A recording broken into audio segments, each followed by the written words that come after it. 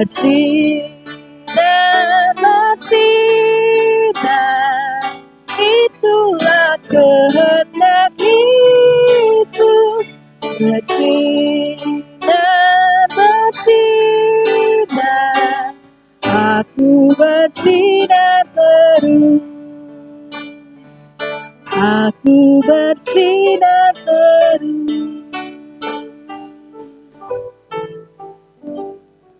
Mari kita berdoa untuk firman Tuhan.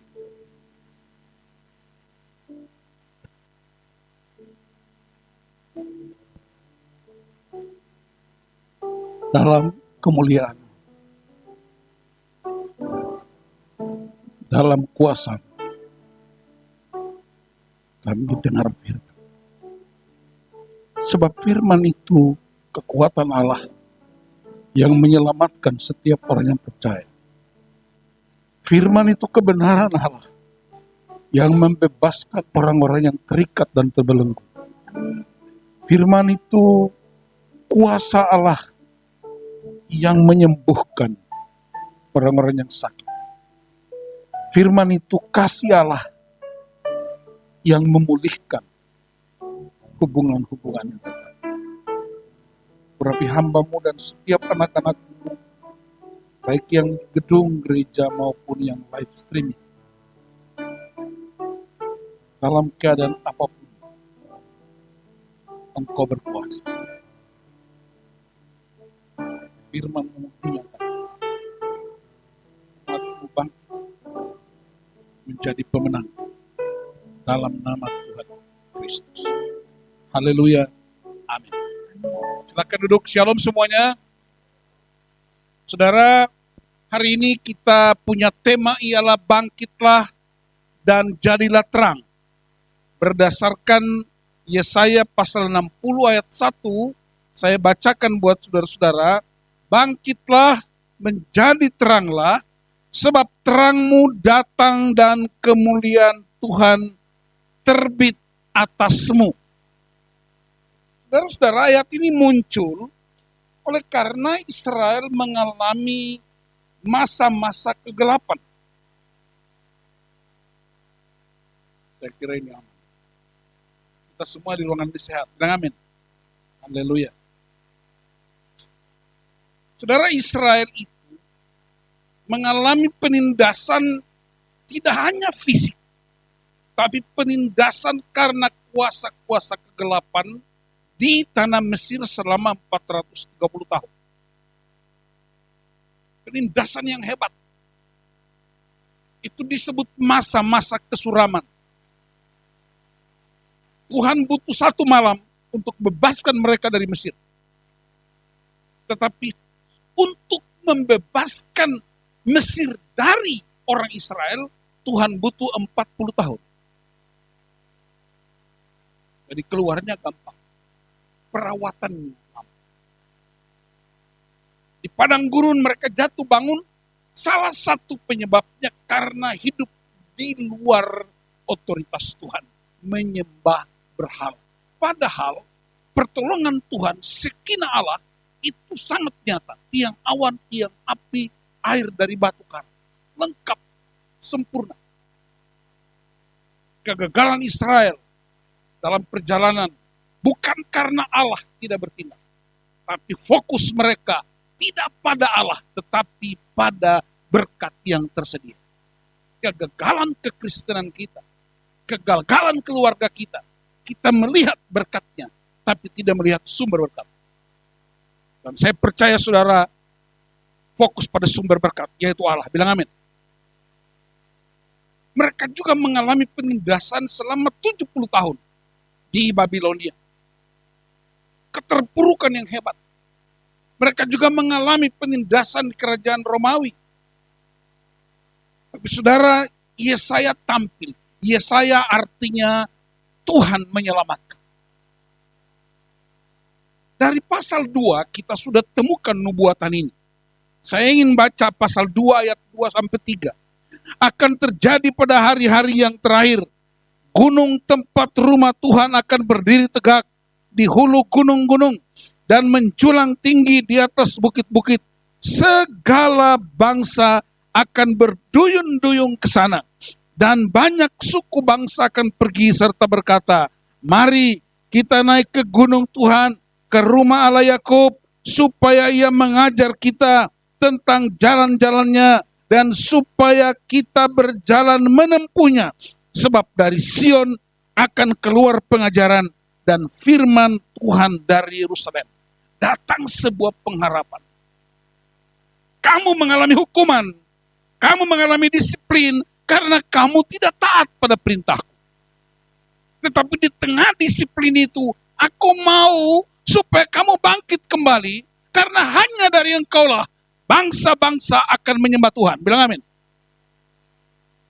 Engkau umat kesayanganku. Dalam Keluaran 19 ayat 4-6, Tuhan bilang, engkau melihat aku membawa engkau di atas burung Raja Wali, di atas sayap Raja Wali, dan menjadikan engkau sebagai umat kesayanganku, menjadi kerajaan imam, dan engkau akan melakukan perbuatan-perbuatan besar. Saudara, segagal-gagalnya kita, janji Tuhan tidak pernah dibatalkan. Bilang amin. Dan karena itu, datang pengharapan itu. Bangsa-bangsa sedang dalam kegelapan. Dan sudah tahu, apa yang orang takut dalam kegelapan? Saya tanya beberapa orang, Pak, orang takut, yang ditakuti di kegelapan adalah setan. Saya mau kasih tahu, setan itu sekarang nggak main di gelap, main di terang benderang. Gak usah lihat kiri kanan. Orang korupsi itu nggak ada di ruang gelap, terbuka. Orang selingkuh itu nggak ada di ruang gelap, terbuka lampunya, terang benderang. Jadi di gelap orang nggak takut setan. Tapi orang takut di kegelapan apa? Takut berjalan. Dan karena orang takut berjalan di kegelapan, dia butuh terang. Bilang amin. Itu sebabnya Yesus pernah berkata kepada murid-murid, kamu seperti kota di atas gunung. Gereja itu ibarat sebuah kota di atas gunung. Dan bangsa-bangsa akan melihat ke atas sana. Dan mereka menemukan terang supaya mereka menempuh jalan-jalan itu. Pada Yesaya 59, Tuhan bilang, bukan tanganku yang kurang panjang, bukan telingaku yang kurang mendengar, tetapi ada dosa dan kejahatan yang menghalangi aku dan engkau. Baru ayat 60. Saudara, Tuhan itu seperti seorang ayah yang disiplin anaknya, tapi juga dia merangkul dan memberikan kekuatan baru. Amin. Jadi jangan mengira Tuhan itu cuma sekedar ya Allah Bapa yang baik, selalu kasih berkat. Dia juga disiplin anak-anak yang tidak taat. Supaya kita menjadi orang Kristen yang dewasa. Jadi orang Kristen yang tidak cengeng, tapi yang berespons dengan benar. Itu sebabnya dia dalam penghakiman itu, dalam penghukuman itu, ada pengharapan baru yang dia nyatakan. Dan pengharapan itu dia katakan, bangkitlah dan jadilah terang. Sebab terangmu sudah datang. Saudara perhatikan, dalam Kejadian 1, ayat 1-3, pada mulanya Allah, segala sesuatu dimulai dari Allah. Dan gelap gulita memenuhi bumi. Bahasa Ibrani itu tohu abohu, kacau balau. Roh Allah melayang-layang di atas permukaan air. Allah berfirman, jadilah terang. Saudara perhatikan ini. Dalam kegelapan, roh Allah melayang-layang. Kapan terjadi terang? Ketika ada perjumpaan firman dengan roh Allah. Ada pertemuan yang dahsyat. Roh Allah yang sedang bekerja, dan ketika firman diucapkan, jadi terang. Jadi kalau mau hidupmu terang, kalau mau keluargamu terang, kalau mau gerejamu terang, tidak ada cara yang lebih hebat ketika Anda hidup dalam roh Allah dan firman diucapkan, jadilah mujizat. Bilang amin. Dan hari ini saudara, saya mau ingatkan, waktu Tuhan ciptakan dunia, waktu Tuhan jadikan terang, dia tidak menyingkirkan gelap. Dia hanya memisahkan terang dari gelap. supaya terang itu menjadi nyata, supaya terang itu berkuasa atas kegelapan. Sekarang kita sedang menghadapi kegelapan. Semua kebiasaan-kebiasaan kita dibatalkan. Dulu tidak mengunjungi orang tua dianggap anak tidak sopan. Sekarang tidak boleh kunjungi karena bawa penyakit. Dulu bersatu kita teguh, bercerai kita runtuh. Sekarang bersatu kita mati. Ngomong sama orang dulu kita tutup mulut dianggap tidak sopan. Sekarang semua harus tutup mulut. Dan tutup mulut itu baik supaya jangan banyak cerewet di rumah. Haleluya.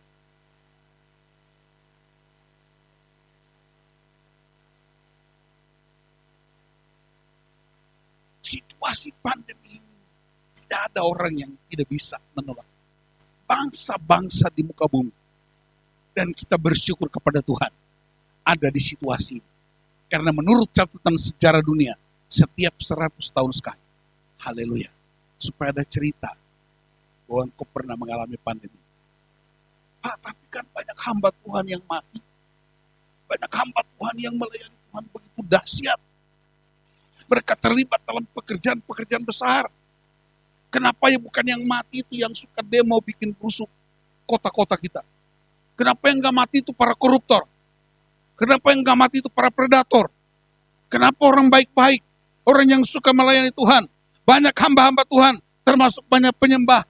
Tapi yang ini enggak. Jangan mati dulu. Mati sekarang gak enak. Gak ada yang melayat. Karena protokolnya terlalu ketat. Saya berdoa supaya saudara-saudara dan saya jangan mati sekarang. Amin. Haleluya. Dia bilang amin itu takut.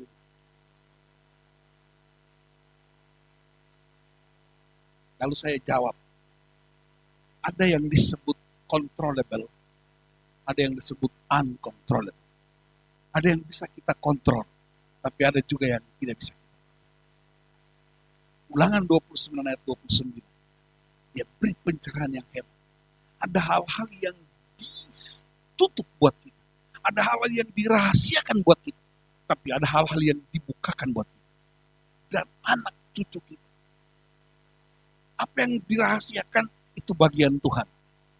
Otoritas Tuhan. Tidak ada seorang pun yang bisa membukanya. Tapi yang dibukakan buat kita. Dan dibukakan buat anak-anak kita. Ialah karakter dan sifat-sifat Allah. Kebaikan Allah, kasih Allah, pengampunan Allah, keadilan Allah. Sehingga ketika engkau menghadapi masa-masa gelap seperti ini, ketika engkau menghadapi pandemi seperti ini, yang engkau lakukan bukan menyalahkan pemerintah, bukan menyalahkan pandemi, bukan menyalahkan pemimpin rohani, tapi yang Anda lakukan, thank you Jesus, engkau baik, engkau dahsyat, engkau mengasihi, engkau mengampuni, engkau adil dalam perbuatan tanganmu. Bilang amin. Respons yang benar ialah merenungkan kebaikan-kebaikan Tuhan. Respons yang benar ialah menceritakan kasih dan sifat-sifat Allah. Itu yang dibuka buat kita. Sehingga kalaupun ada hamba Tuhan yang dipanggil Tuhan, kalaupun ada anak-anak Tuhan yang dipanggil Tuhan, dalam situasi COVID semacam ini, kita hanya bisa berkata terima kasih Tuhan. Yang ketiga, saudara-saudara perhatikan. Kenapa bangkitlah dan jadilah terang? Kalau bangkitlah berarti tentu ada yang mati. Ada yang takut. Ada yang terpuruk. Ada yang putus asa. Dan semua itu dialami oleh orang Israel. Dan karena itu firman Tuhan datang. Bangkitlah. Bangun kembali. Kamu punya Tuhan yang hidup. Dia pernah menuntun engkau dengan tiang awan selama 40 tahun. Dia pernah menuntun engkau dengan tiang api. Dia pernah memberi minum engkau dari batu karang. Dia memberi mana dari sorga. Dia memberikan daging. Dan itu kalau dihitung secara matematis, saudara-saudara. Teman saya seorang hamba Tuhan. Saya sudah lama gak ketemu dia. Sudah hampir 30 tahun gak ketemu. Dia bilang begini, dia bikin sebuah penelitian. Kalau dihitung hitung cara Tuhan memelihara orang Israel selama 40 tahun di perjalanan. Itu 3 juta orang yang keluar malam itu. 3 juta orang. Dan biaya yang dikeluarkan dari sorga, 1 hari 3 triliun rupiah. Bagaimana cara hitungnya? Ayo mari kita hitung. Itu 3 juta itu satu bangsa. Tiang awan itu bicara AC. Berapa watt?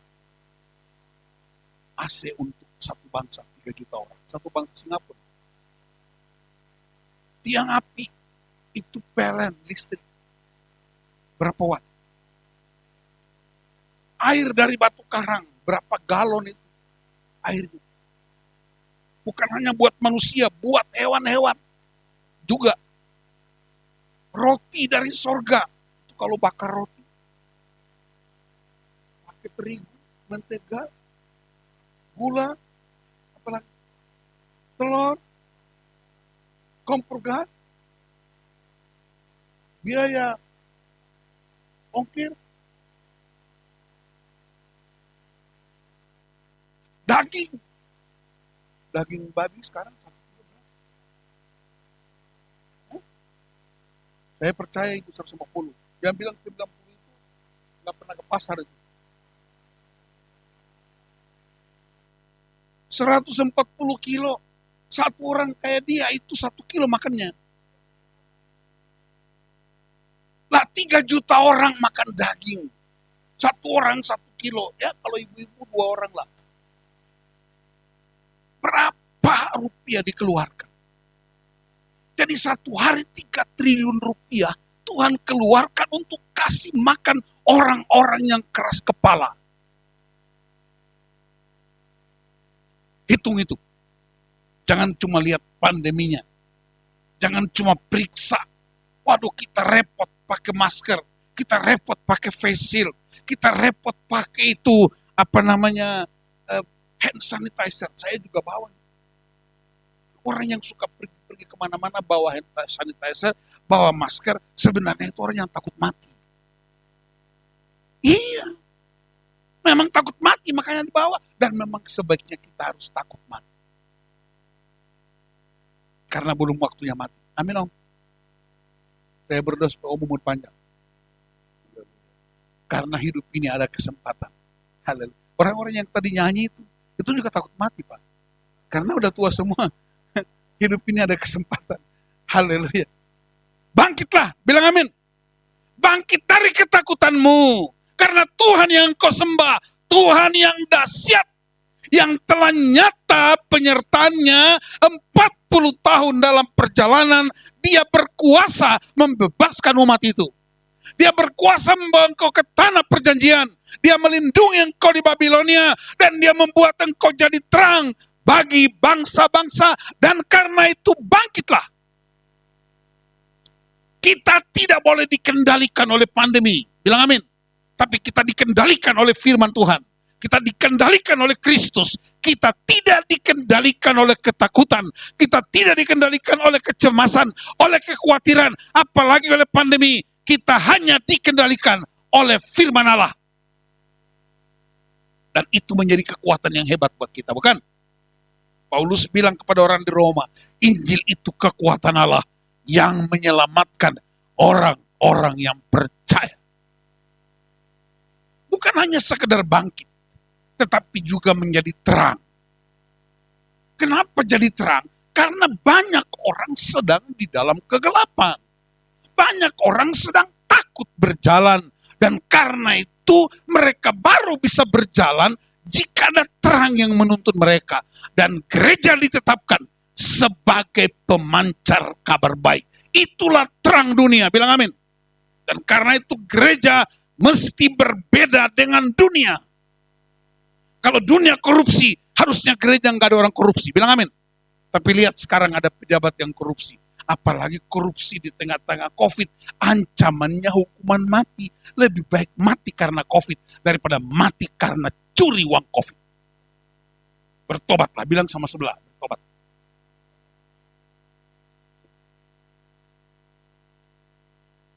Bangkit dari ketakutan kita. dan lu menjadi terang. Itu sebabnya suatu ketika Yesus berkata kepada murid-murid, kamu adalah terang dunia. Yesus enggak bilang kamu terang gereja. Dia bilang terang dunia. Sebab kalau terang gereja, terang ketemu terang, silomen, nabrak bos. Karena terang ketemu terang. Dia mau terang dunia, terang menerangi dunia yang tidak hanya gelap karena tidak ada sinar matahari, tapi gelap karena keterpurukan, gelap karena penyembahan berhala, gelap karena dosa dan kejahatan. Dan gereja, anak-anak Tuhan di tengah pandemi, mereka kuat di rumahnya dan mereka menjadi berkat, menjadi tanda bahwa Tuhan yang kita sembah itu Tuhan yang hidup. Dan saya sangat percaya tahun 2021 akan terjadi terobosan yang dahsyat, akan terjadi penuaian besar-besaran. Karena masa COVID, kita dibentuk jadi terang yang baru bagi bangsa kita. Bilang amin. Hanya itu yang bisa kita lakukan. Dan itulah kekuatan firman Tuhan. Bangkit dari ketakutan kita.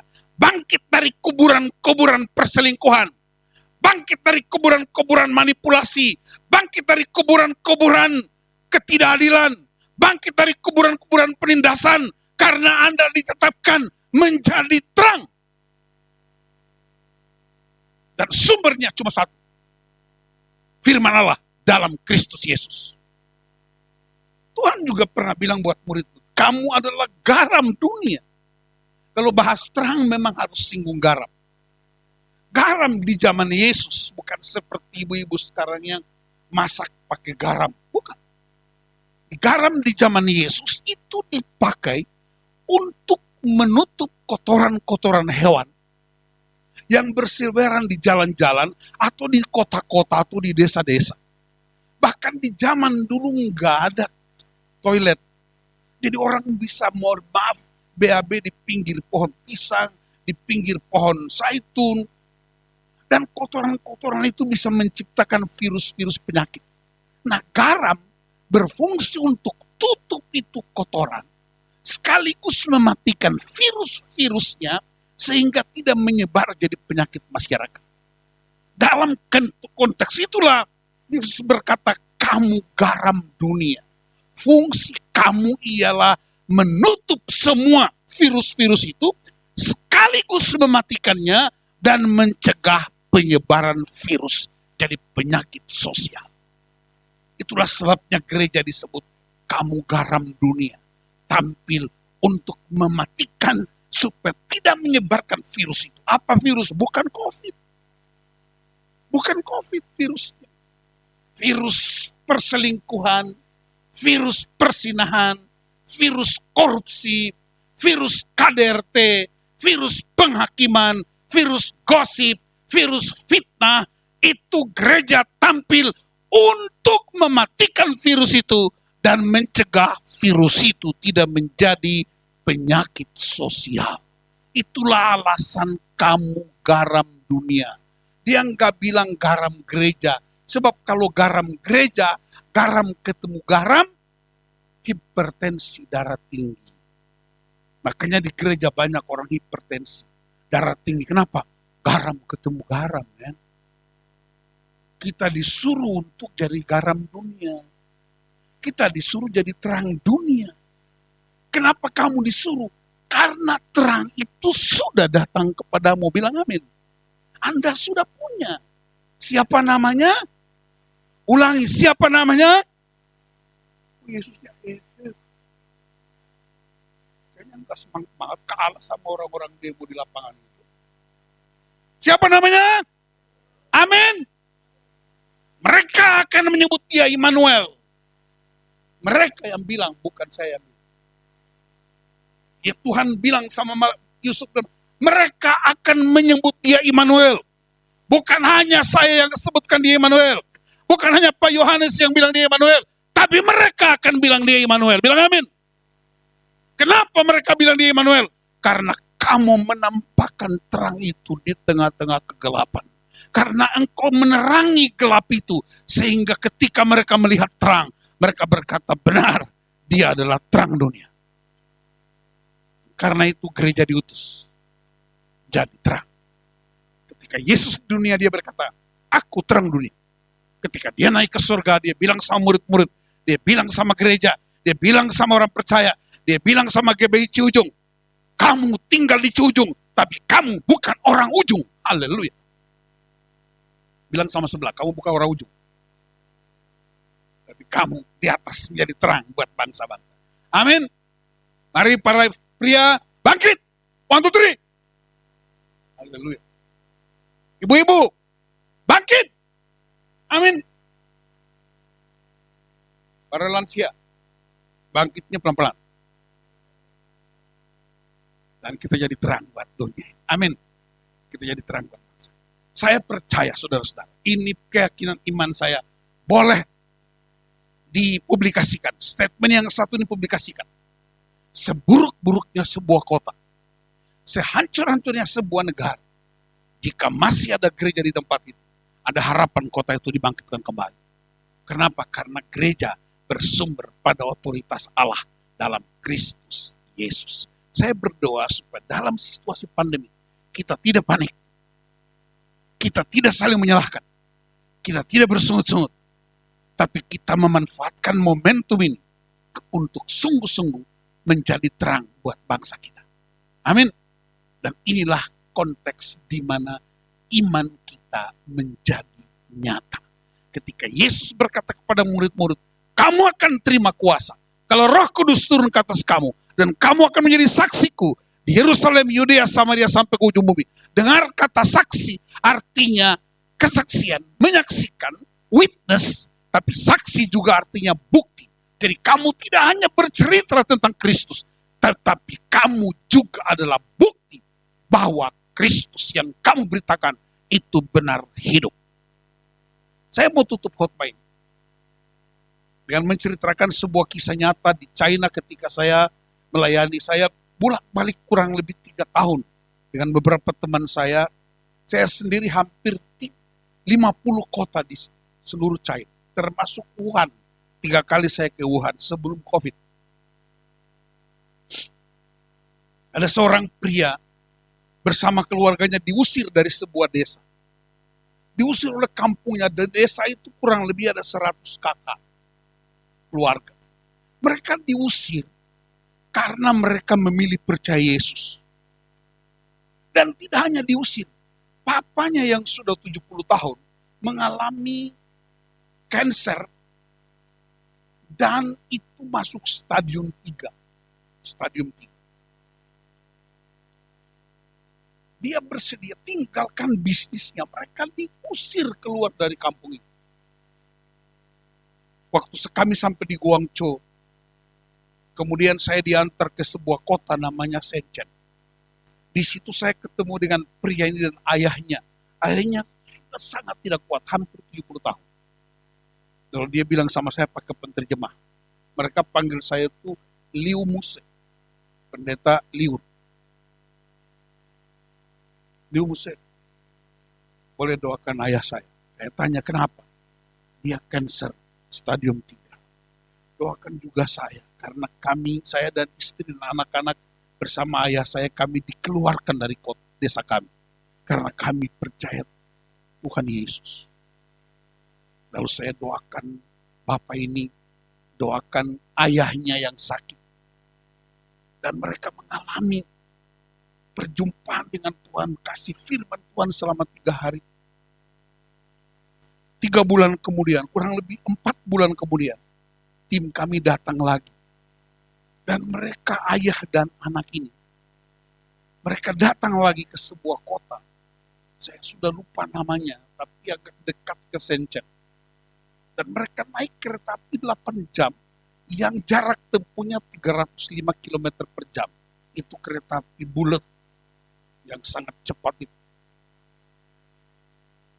Lalu dia bersaksi, Muse, terima kasih. Ayah saya sembuh total. Mana ayahmu? Dipanggil keluar dari kamar. Badannya udah 70 tahun. Tapi dokter menyatakan aku sembuh total. Hanya dalam waktu kurang dari 4 bulan. Kemudian pria ini bilang lagi, bukan hanya ayahku sembuh, tapi kami diterima kembali di desa itu. Kemudian bisnis saya dikembalikan lagi. Dan ada yang lebih dahsyat dari itu. Apa itu? Satu desa, 90% serame-rame bertobat terima Tuhan Yesus. Haleluya. Itu yang disebut terang itu bersinar. Dan apa kuncinya? Ingat, firman Allah dan roh Allah berjumpa, jadilah terang. Itu pertama kali dilakukan Allah. Dan ketika mereka hidupi firman Allah, mereka terus hidup dalam penyembahan roh dan kebenaran. Dan ketika setiap perkataan firman Allah yang diucapkan, itu menjamah setiap orang. Dan mereka semua boleh percaya Tuhan Yesus. Saya percaya kuasa itu yang terjadi di tempat sana juga terjadi di tempat-tempat kita. Bilang amin. Dan saya berdoa supaya kita bangkit dari ketakutan, bangkit dari keterpurukan, bangkit dari semua yang mengikat kita, lalu kita bangkit menjadi terang. Karena terang itu bukan hanya sudah datang, tapi sudah engkau miliki, yaitu Yesus Kristus Tuhan yang mengalahkan kerajaan maut dan bersinar bagi bangsa-bangsa. Mari bangkit berdiri. Kita mau datang sama Tuhan. Saya ingin kita nyanyikan lagu yang tadi sebelum kita dengar. Bersinar bagi.